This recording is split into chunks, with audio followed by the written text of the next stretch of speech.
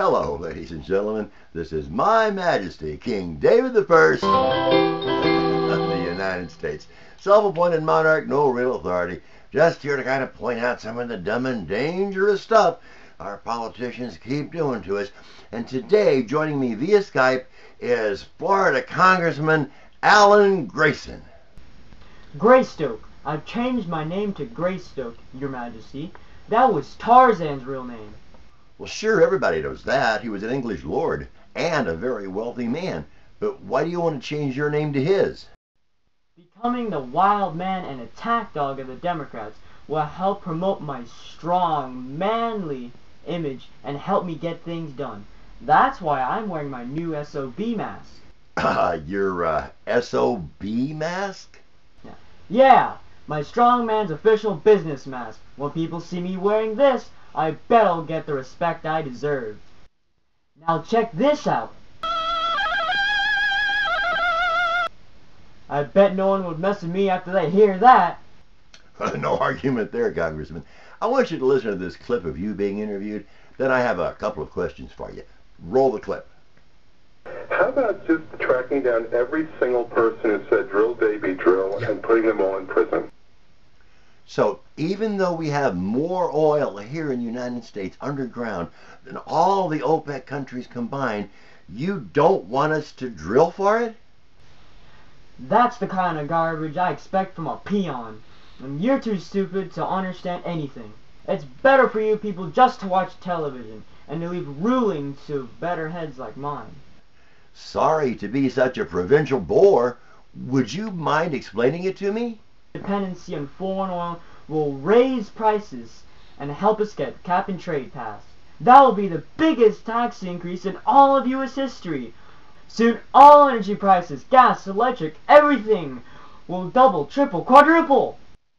It won't affect me because I'm rich, and the government will be paying the electric bills for the politicians. People who don't work will have their energy bills paid by taxes of people who do. In a few years, we will have the U.S. knocked off its hind horse, spread the money around, and create a true global society with the right people in charge. Well, that's an interesting goal.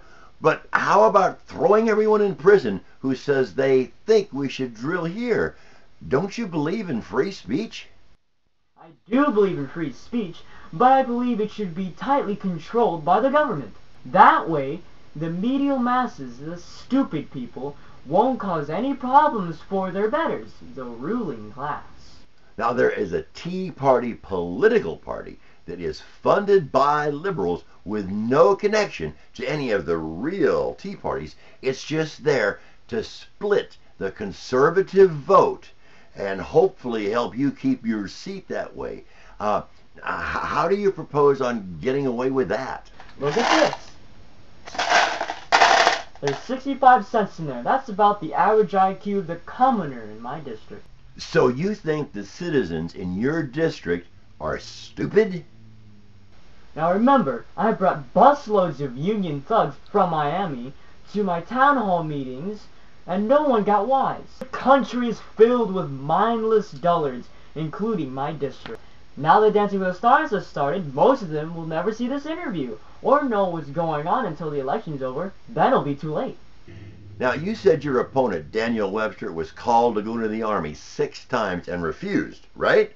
It's in the record books. Well, the first time he was called by the Selective Service Board, he was still in high school, and we don't draft high school students. The next 4 times, 1 per year, he was a full-time student in an accredited university. And the 6th time he went right down, took the physical, and was classified 1Y, not physically fit to serve in combat except in dire emergencies. So it was the military who turned him down, not the other way around. In other words, what you said about him, Congressman, is a lie. Am I correct? Certainly not. I presented facts that conveyed the truth in a way that I wanted it to be believed. And I didn't lie. Exactly. Did you ever serve in the military? Didn't you see the pictures of me serving in Afghanistan?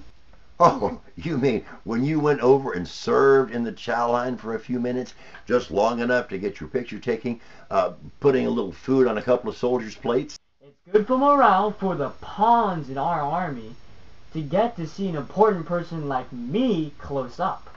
Oh, yeah, I'm sure. And it was a very courageous thing for you to do.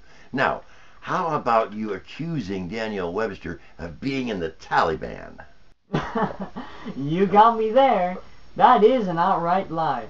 But it could be construed as an opinion, which keeps me safe from slander.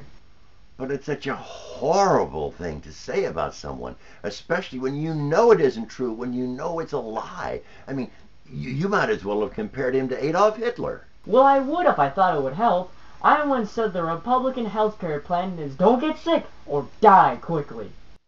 That came out of Democrat Tom Daschle's book, and the Republicans didn't say it, but a lot of folks believed me, and that created a lot of problems for them.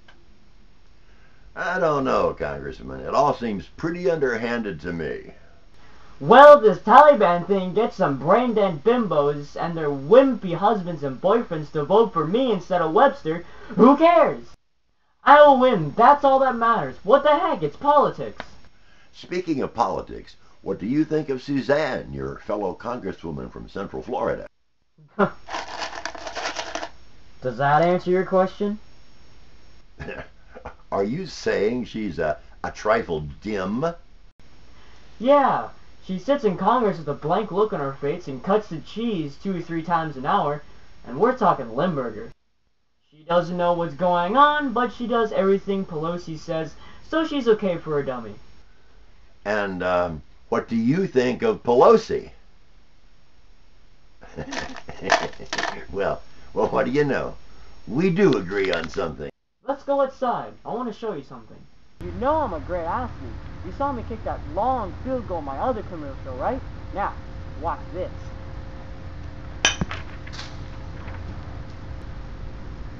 A home run in any ballpark in the league. I've always been a real He-Man.